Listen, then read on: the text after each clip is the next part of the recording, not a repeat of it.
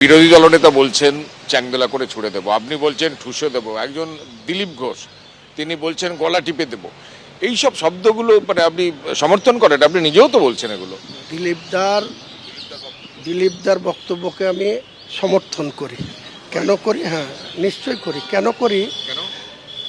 বেশ 2015 সালের আগে দিলীপ ঘোষ নামক কোনো ব্যক্তি রাজনীতির বিজেপির রাজ্য সভাপতি হবে তাও কেউ জানতো না, আর চিনতও না, পরিচিতি ছিল না। ওই যে গ্রামে, ঝাড়গ্রামের বোধহয় বাসিন্দা, তো সেখানকার মানুষ চিনত উনি একজন দিলীপ ঘোষ এবং একজন ব্যক্তি।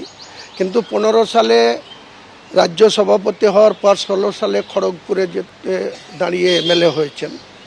তারপরে 19 সালের পার্লামেন্ট ইলেকশনে 2 থেকে 18টা সিট এনে দিয়েছেন। 21-এ ওনার নেতৃত্বেই 77 হয়েছে।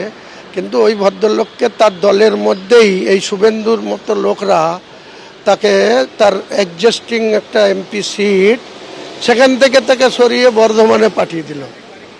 তো এই ধরনের লোকের মেজাজ কি করে ঠিক থাকে বলুন? তার দলের লোকরা যদি এক্সিস্টিং জায়গা থেকে তাকে সরিয়ে ওই একজন মহিলাকে নিয়ে এসে দাঁড় করিয়ে দিয়ে সেও হারলো, ওকেও হারালো, তো দিলীপ দা কোন এতে ধৈর্য ধরবে? দিলীপ দাকে তো এটা করতেই হবে। আর এর আগেও দিলীপ দাকে অনেক লাঞ্ছনা, অনেক জায়গায় গো ব্যাক দিলীপ ঘোষ, তার গাড়ি ঘিরাও করে নর্থ বেঙ্গলেও অনেক হ্যারাস হতে হয়েছে, এখানেও হতে হয়েছে। তারপরে কেন্দ্রীয় সরকার অনেক সিকিউরিটি বলয় বাড়িয়ে। তো আমি কিন্তু দিলীপবাবু, আমি হলেও এটা করতাম। আমাকে যদি কেউ বারবার আক্রমণ করে, আমাকে যদি কেউ স্বাভাবিক চলাফেরায় বাধা দেয়, তাহলে তাকে তো।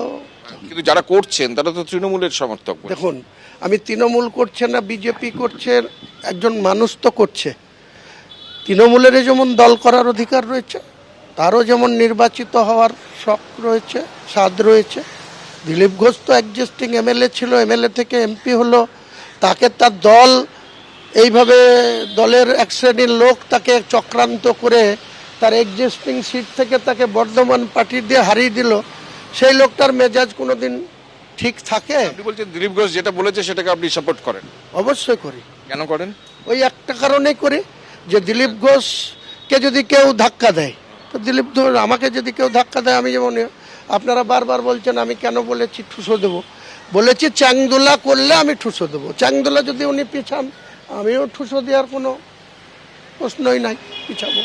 আপনি আমাকে ঢিল ছুড়বেন, আমি আপনাকে রসগোল্লা পুরস্কার দেবো নাকি? আপনার বাড়িতে রসগোল্লার হাঁড়ি পাঠাবো নাকি? তো দিলীপ ঘোষকে যদি রাস্তায় কেউ হেনস্থা করে, তাকে যদি পদে পদে, ও কি করতে গিয়েছিল? আমি যা দেখেছি, ওর এমপি ছিল, সেই এমপির অ্যালটমেন্টের টাকার একটা কোনো রাস্তা না কোনো কিছু উদ্বোধন করতে গিয়েছিল।